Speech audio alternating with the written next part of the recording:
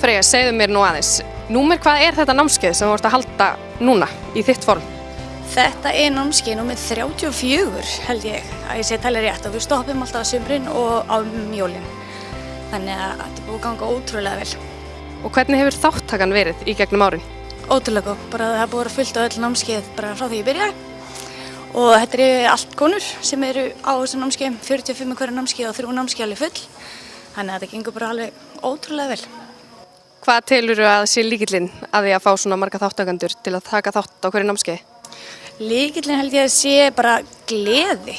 Það er ótrúlega gaman að koma inn og sjá konur á öllum aldri. Það eru frá 16 upp í 64 og allar eru bara koma inn til þess að taka á því, hafa gaman og vilja bara njóta. Er erfitt að fá konur í ræktina almennt? Ég held að það væri erfiðara, en konur eru alltaf bara stuðlar að tala, eða ég veit ekki hvað það er. Þannig að þetta er kannski fljótt að spyrjast út og líka þessi salur sem við erum í hérna uppi, engi gluggar, ekki neitt, þannig að þær sem eru feimnar, þær fá bara að vera í sínu prívæti. Þannig að ég held að það sé bara máli.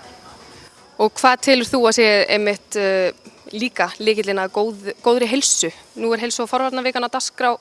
Þið í sporthúsinu ætlaði að taka virkan þátt. Hvað finnst þið vera númer 1, 2 og 3? Númer 1, 2 og 3 er náttúrulega hvíld, næring og að hreyfa sig. Í dag er náttúrulega mikið tölvur, kyrrsetuvinnu og fleira. Þannig að skiptir ótrúlega miklu máli að fólk sé að vakna og hreyfa sig. Því að bæði gigt og fleiri sjúkdómar, þetta er allt bara eitthvað svona oft sem við erum að búa til sjálf.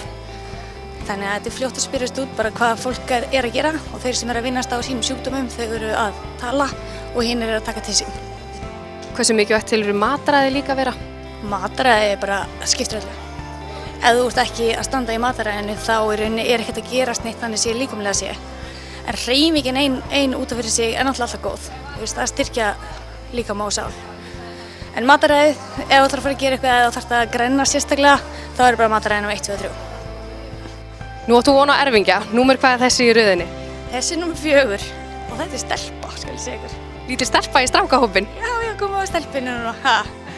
Og hefur þú haldið áfram alveg að stunda þína líkamsrækt eins á meðgöngunni? Já, ég hef breytt hérna aðeins. Ég hef ekki náð, eins og núna er ég ekki að hlaupa eða mikið að hoppa og skopa, en ég hreyfi mig hverjum einasta degi og er náttúrulega að þjálfa allan daginn, bæði hér með þitt og námskeið og líka niðri í sal.